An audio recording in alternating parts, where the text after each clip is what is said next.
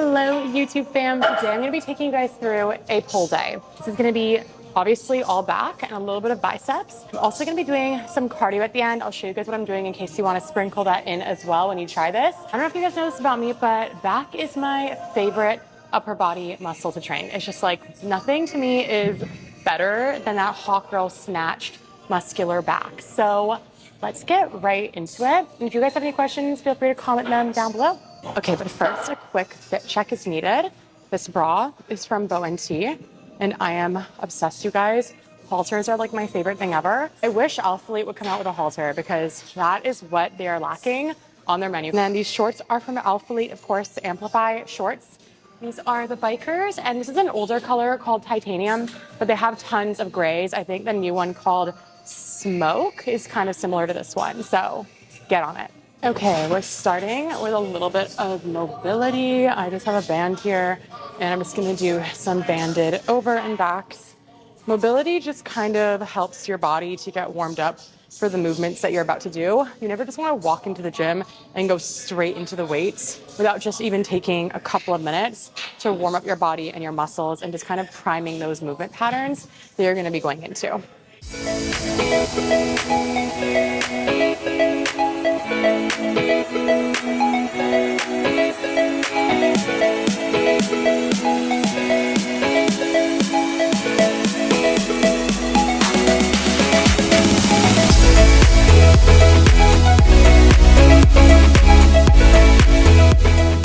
Okay guys, we're starting with my OG, which is pull-ups. Fun fact, a few years ago, I literally would avoid pull-ups at all costs. When I first started dating my boyfriend, I was like, no, I'm not gonna do a pull-up. Don't try to make me.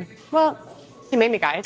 He forced me to learn, and I'm so grateful to him for that because now I love pull-ups. They make me feel so just like confident and empowered. I don't know what it is, but ask any girl who does pull-ups. We all know, and I want you to start doing them too. You don't have to start with the band like this or body weight for sure. You don't have to start with that, of course, if you're new to this. You can use the pull-up assisted machine. You can use like 3 bands if you need to. Do what you gotta do. But get started on pull-ups because they are one of those lifts that you are going to thank yourself for starting, and they are just such a great compound exercise. Your core is working, your back is working, and yeah, just start doing them, guys. Just start doing them. So for this session, I'm going to do 4 sets of pull-ups. I'm going to do a really slow eccentric, means really slow lowering on the way down to help me build strength and just overall control in the exercise.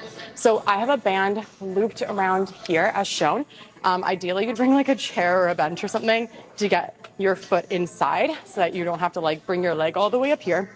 I'm lazy, so, we're just going to pull it all the way down. I have a fear of it like snapping in my face because that happened last week. Oh my God. Okay. You're gonna get up here, and then I'm gonna be doing it with a pronated grip, meaning that my hands are wider and facing forward, but you can also do it with a neutral grip like this. This is gonna be a little bit easier, especially for beginners, but it's gonna be using a little bit more of your biceps as well. I'm gonna go with the wider grip today, okay? And then what I want you not to do is just think of pull-ups as a arm exercise or a back exercise. Your whole body needs to be engaged. So before you start, like imagine squeezing your inner thighs together. Don't arch your back, kind of tuck your pelvis forward, engage your core, really bracing here. And then think about pulling your elbows down into the ground to drive yourself up. Now, 4, 3, 2, 1. 5 seconds lowering, back up. So inhale, brace, pull, exhale as you lower. 3, 2, 1, and up again.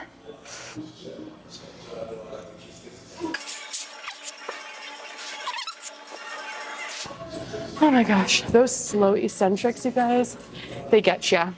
Okay, second exercise, we are doing a single arm bent over row, and I'm gonna do this as an ascending pyramid. So what this means is every time I do a set, the reps are gonna come down and the weight is gonna come up. So this is really gonna be challenging my strength, but those initial sets that are using lighter weight and higher reps are gonna get me primed and my body kind of ready, my nervous system ready, my muscles ready for that biggest lift at the end, which is gonna be my top set.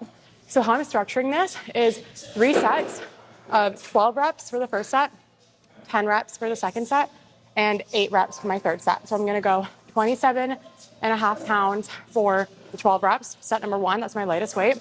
Then 30 pounds for set 2, and then 35 for set 3. So I already did my first set, so I'm gonna show you guys my second set where I'm doing 10 reps with the 30 pounds. And there's a lot of different ways to do a bent over row setup, but I'm gonna be doing like a 3-point stance. So my leg is here, this other leg is here, and my hand is here. You wanna have the leg opposite to the working arm, stepped forward like this. And then you're gonna lean your torso forward. You don't wanna just stay up here, okay? You wanna lean your torso forward, but still keeping a neutral spine. So see how I have my ribs stacked over my pelvis, just like this. Core is nice and tight. The reason I like this is because you have your hand here to support you, so it's less pressure on your lower back than doing a traditional bent over row. So you can challenge your strength more without having to worry about stabilizing as much through here. Core is nice and tight, pushing onto the bench with my opposite hand. And I wanna think about rowing my elbow up towards my hip. We don't just wanna bring our arms up like this, like you're doing a lawnmower, okay? Think about pulling the elbow back towards the hip. Elbow to hip, squeeze. Okay, we're doing 10.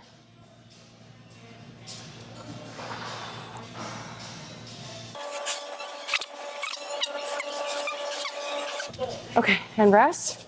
You always want to rest like at least 45 seconds between sides to ensure that the other side actually gets a fair shot at it and you're not overly drained. Same thing. Now the right leg is forward because my left arm is working.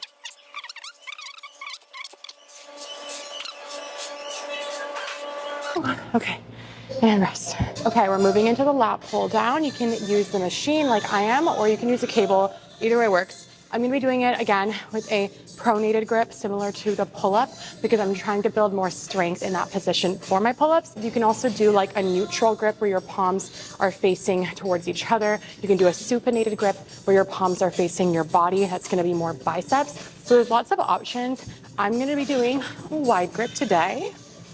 So I'm gonna grab on to the handles with a slightly wider grip here. And then you're gonna just push your thighs up against these pads so you have lots of stability and you can really just focus on your strength in the exercise. And you're just gonna pull your elbows down and back, squeezing at the bottom, okay? I'm going for 10 reps, 8 to 10 reps.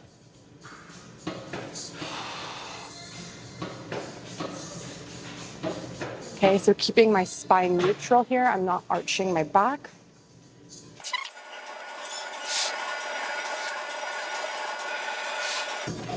Okay guys, we're going into a single arm cable lat focused row. So you wanna set up your cable attachment so that it's about in line with your hip height. And then whatever arm you're working, you're gonna step the opposite leg forward. So kind of similar to the single arm bent over row in that sense. Okay, so my left arm is working, so my right leg is forward. I'm gonna push the toes of my left foot into the ground so that this glute is nice and engaged and I have lots of stability in my core. And then you're gonna pull until it hits your lat. So pretty much once it hits your waistline, you're gonna stop. You don't wanna be pulling all the way back here for this variation because we're just trying to target our lats. So as soon as your elbow comes to your hip, you're gonna stop right there. Okay, I like to put my opposite hand on my core to really make sure I'm bracing and creating that stability in my body.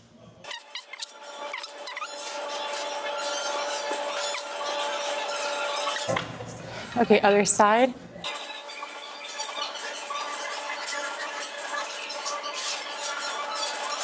Okay, I'm getting tired, but we are getting close to the end of our workout, so we're almost there, guys. Something I am learning the importance of the more and more I train is creating full body integration. So even though you're just doing like a back focused, arm focused movement here, that doesn't mean that your glutes and your legs and your core should just be flimsy.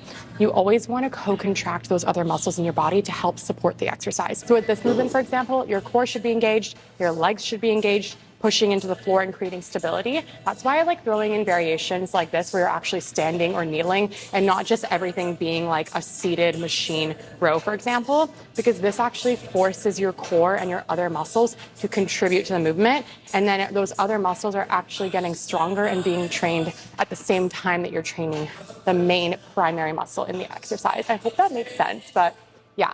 Okay, second last exercise, we're gonna go into some face pulls to work our rear delts. So the backs of our shoulders here. And how you want to set this up is slightly above your forehead. Staggered stance, so you have better stability. Instead of rowing it down like this, you actually want to almost externally rotate your elbows up and out a little bit. So see how I'm kind of pointing my palms closer down towards the floor? And then you want to pull this to the center of your forehead like this. This is how you're really going to target your rear delts. I'm going to be doing 12 to 15 reps and for 3 sets.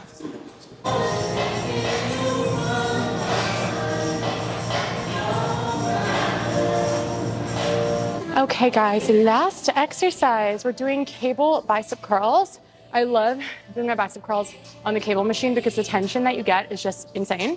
So what you're gonna do is set your cable attachments up to the lowest level and have your palms facing forward. You're just gonna step forward. You can either have a wider stance or you can stagger your stance so you feel nice and balanced. And then you don't need to glue your arms completely to your sides like this.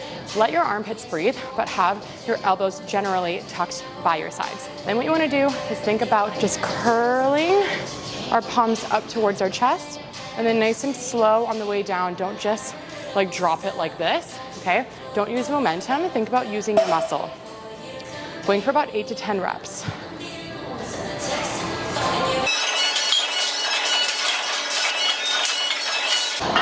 Good, a couple more guys. You don't want to stop when it gets hard. We want to push into that zone of difficulty.